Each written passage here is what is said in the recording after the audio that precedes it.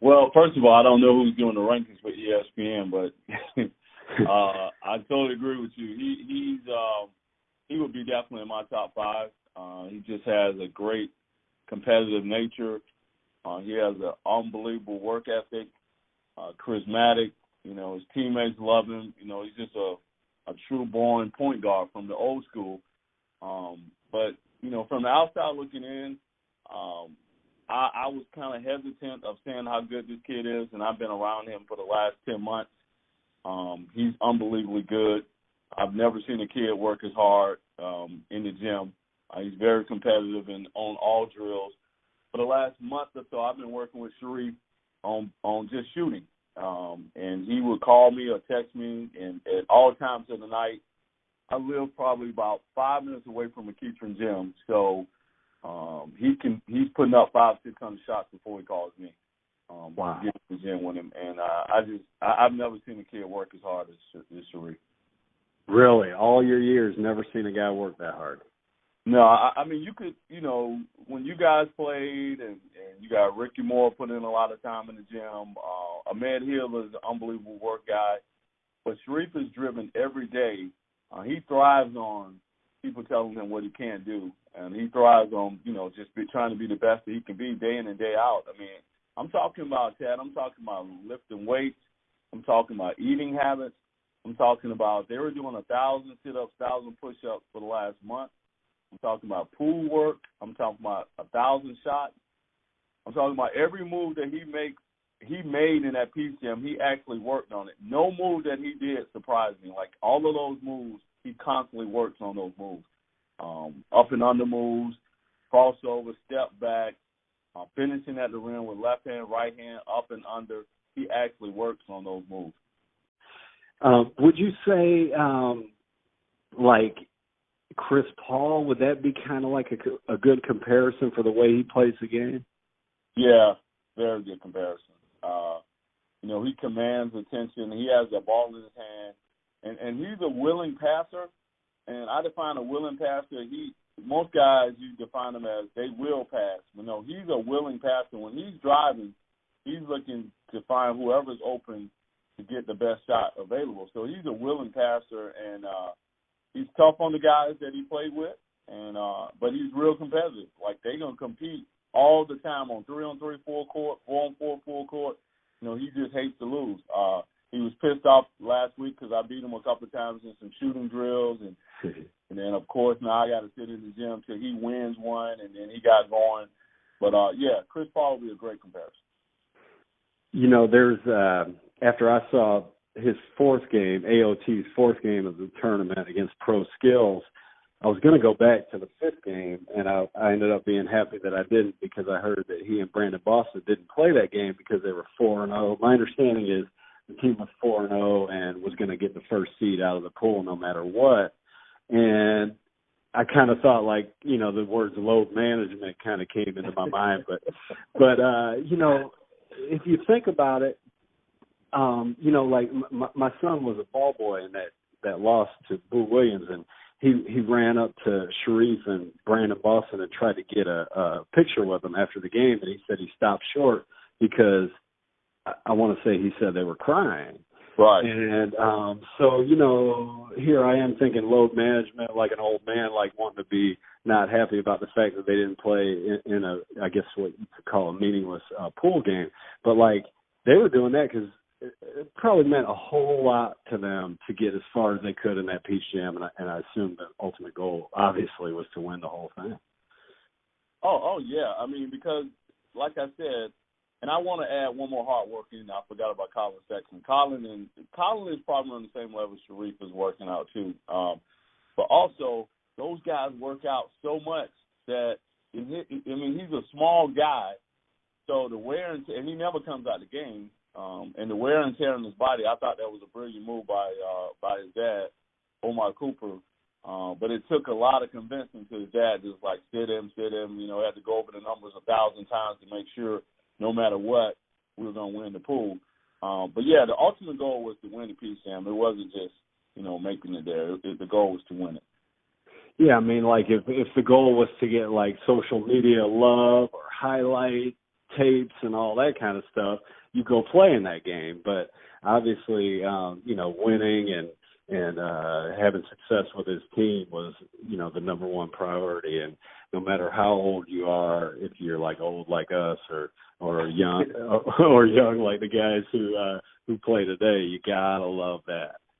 Yeah, I mean, just think about it. That game that we played against Team Takeover, it was who's who in the gym. I mean, all the blue bloods, I call them blue bloods, Kentucky, Duke, Kansas, everybody was in the gym, North Carolina, all the head coaches in there.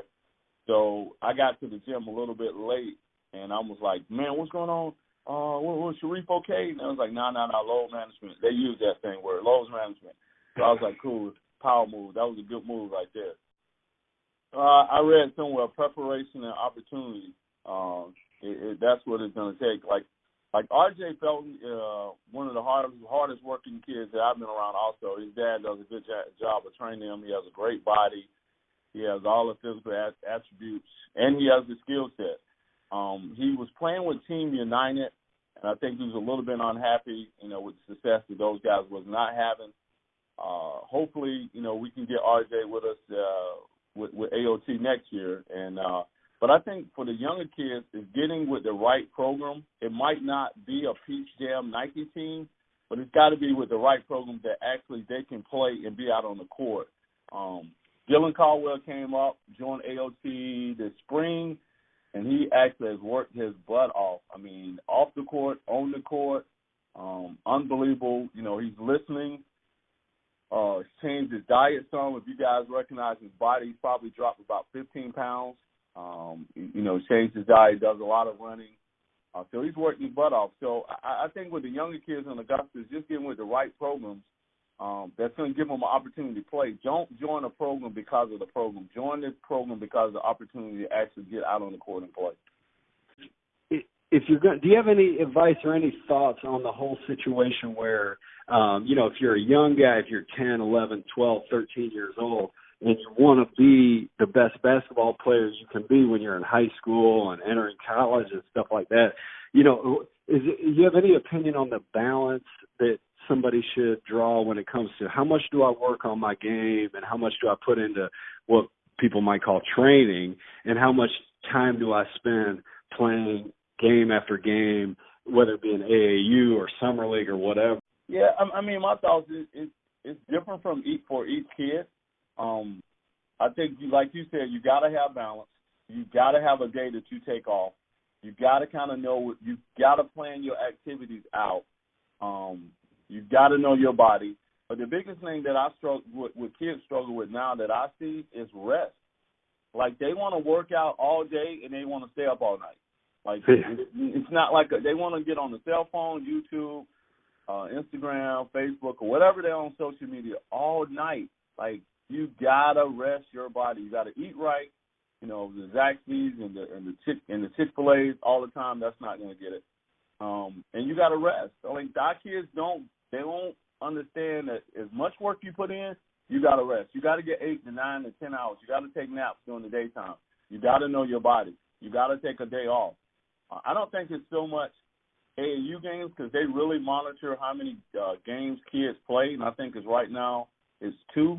You can only play 2 games a day. But I think kids struggle with not resting properly, and I have no idea what their trainers are doing. These trainers, to me, they blow my mind off with the stuff they got kids doing now. Like, what are they doing? So, yeah, I think the biggest issue with our kids now is rest, proper rest, nutrition, and what trainers do they have working them out, and what are they doing?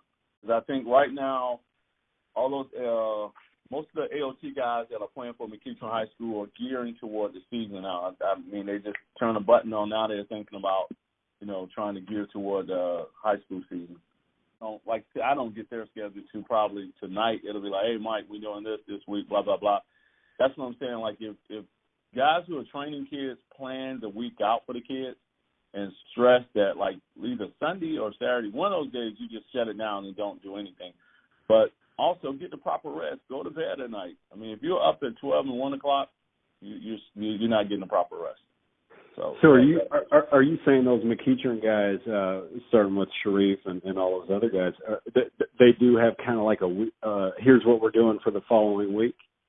Oh yeah. Sharife's dad is one of the best trainers that I actually been around. I've been around some good trainers. He's probably one of the best guard trainers. He plans it out. You know, he's going to work those guys, and he knows when to back off, when to work them hard.